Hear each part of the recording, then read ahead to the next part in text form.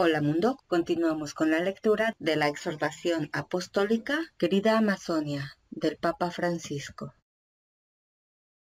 Al pueblo de Dios y a todas las personas de buena voluntad. Capítulo 2. Un sueño cultural. El asunto es promover la Amazonia, pero esto no implica colonizarla culturalmente, sino ayudar a que ella misma saque lo mejor de sí. Ese es el sentido de la mejor tarea educativa: cultivar sin desarraigar, hacer crecer sin debilitar la identidad, promover sin invadir. Así como hay potencialidades en la naturaleza que podrían perderse para siempre, lo mismo puede ocurrir con culturas que tienen un mensaje todavía no escuchado y que hoy están amenazadas más que nunca. El poliedro amazónico. En la Amazonía existen muchos pueblos y nacionalidades, y más de 110 pueblos indígenas en aislamiento voluntario. Su situación es muy frágil y muchos sienten que son los últimos depositarios de un tesoro encaminado a desaparecer, como si solo se les permitiera sobrevivir sin molestar, mientras la colonización postmoderna avanza. Hay que evitar entenderlos como salvajes incivilizados. Simplemente ellos gestaron culturas diferentes y otras formas de civilización que antiguamente llegaron a ser muy desarrolladas. Antes de la colonización, la población se concentraba en los márgenes de los ríos y lagos, pero el avance colonizador expulsó a los antiguos habitantes hacia el interior de la selva. Hoy la creciente desertificación vuelve a expulsar a muchos que terminan habitando las periferias o las aceras de las ciudades, a veces en una miseria extrema, pero también en una fragmentación interior a causa de la pérdida de los valores que los sostenían. Allí suelen faltarles los puntos de referencia y las raíces culturales que les daban una identidad y un sentido de dignidad, y engrosan el sector de los desechados. Así se corta la transmisión cultural de una sabiduría que fue traspasándose durante siglos de generación en generación. Las ciudades, que deberían ser lugares de encuentro, de enriquecimiento mutuo, de fecundación entre distintas culturas, se convierten en el escenario de un doloroso descarte. Cada pueblo que logró sobrevivir en la Amazonia tiene su identidad cultural y una riqueza única en un universo pluricultural, debido a la estrecha relación que establecen los habitantes con su entorno, en una simbiosis no determinista, difícil de entender con esquemas mentales externos. Una vez había un paisaje que salía con su río, sus animales, sus nubes y sus árboles, pero a veces cuando no se veía por ningún lado el paisaje con su río y sus árboles, a las cosas les tocaba salir en la mente de un muchacho. Del río haz tu sangre, luego plántate, germina y crece, que tu raíz se aferre a la tierra por siempre jamás, y por último sé canoa, bote, balsa, pate, tinaja, tamboy y hombre. Los grupos humanos, sus estilos de vida y sus cosmovisiones son tan variados como el territorio, puesto que han debido adaptarse a la geografía y a sus posibilidades. No son lo mismo los pueblos pescadores que los pueblos cazadores y recolectores de tierra adentro o que los pueblos que cultivan las tierras inundables. Todavía encontramos en la Amazonia miles de comunidades indígenas, afrodescendientes, ribereños y habitantes de las ciudades que a su vez son muy diferentes entre sí y albergan una gran diversidad humana. A través de un territorio y de sus características, Dios se manifiesta, refleja algo de su inagotable belleza. Por lo tanto, los distintos grupos, en una síntesis vital con su entorno, desarrollan un modo propio de sabiduría. Quienes observamos desde afuera deberíamos evitar generalizaciones injustas, discursos simplistas o conclusiones hechas solo a partir de nuestras propias estructuras mentales o experiencias. Cuidar las raíces. Quiero recordar ahora que la visión consumista del ser humano, alentada por los engranajes de la actual economía globalizada, tiende a homogeneizar las culturas y a debilitar la inmensa variedad cultural que es un tesoro de la humanidad. Esto afecta mucho a los jóvenes cuando se tiende a disolver las diferencias propias de su lugar de origen, a convertirlos en seres manipulables hechos en serie. Para evitar esta dinámica de empobrecimiento humano, hace falta amar y cuidar las raíces, porque ellas son un punto de arraigo que nos permite desarrollarnos y responder a los nuevos desafíos. Invito a los jóvenes de la Amazonia, especialmente a los indígenas, a hacerse cargo de las raíces, porque de las raíces viene la fuerza de los que van a crecer, florecer y fructificar. Para los bautizados entre ellos, estas raíces incluyen la historia del pueblo de Israel y de la Iglesia hasta el día de hoy. Conocerlas es una fuente de alegría y sobre todo de esperanza que inspira acciones valientes y valerosas.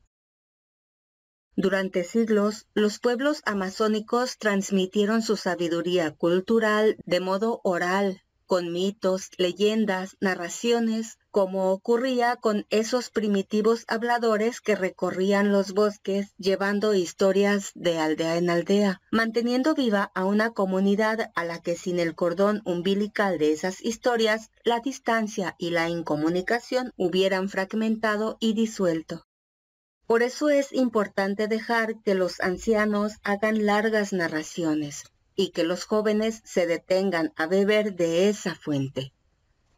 Mientras el riesgo de que se pierda esta riqueza cultural es cada vez mayor, gracias a Dios, en los últimos años algunos pueblos han comenzado a escribir para narrar sus historias y descubrir el sentido de sus costumbres. Así, ellos mismos pueden reconocer de manera explícita que hay algo más que una identidad étnica y que son depositarios de preciosas memorias personales, familiares y colectivas. Me hace feliz ver que quienes han perdido el contacto con sus raíces intenten recuperar la memoria dañada. Por otra parte, también en los sectores profesionales fue desarrollándose un mayor sentido de identidad amazónica y aún para ellos, muchas veces descendientes de inmigrantes, la Amazonía se convirtió en fuente de inspiración artística, literaria, musical, cultural.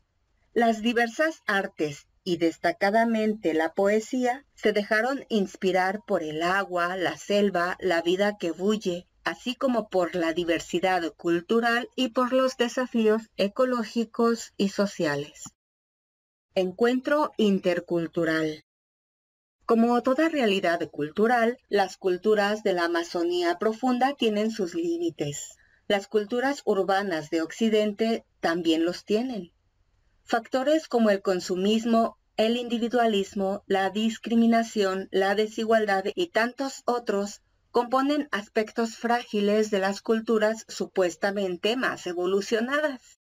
Las etnias que desarrollaron un tesoro cultural estando enlazadas con la naturaleza, con fuerte sentido comunitario, advierten con facilidad nuestras sombras, que nosotros no reconocemos en medio del pretendido progreso. Por consiguiente, recoger su experiencia de la vida nos hará bien.